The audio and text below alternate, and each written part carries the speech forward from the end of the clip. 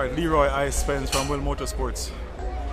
Today was kind of rough. Got here and we hurt an engine yesterday in qualifying. So we had to change the engine overnight. Finished this morning a minute before free practice and the track opened. And went out in that session and hurt, we lost an injector right then and there. So for the rest of the day it was an uphill battle. We kind of running on 3 cylinders all day.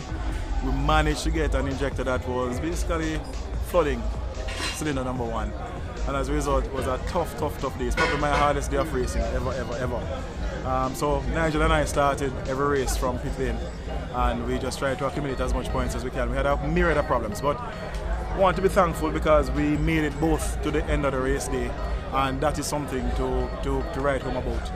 We didn't win as much as we normally used to, but we're thankful that we managed to finish. The cars are in one piece just the same. We just have to rebuild and come back. So I want to thank our sponsors, Boostain. I have to thank Will Motorsports, Maxis. I have to thank Top One Oil.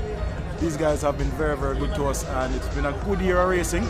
We want for them to come back on board next year, and we hope that they enjoy the exposure that we offer to them. I want to give a special shout out to a new sponsor on board for this event, which is Good Life.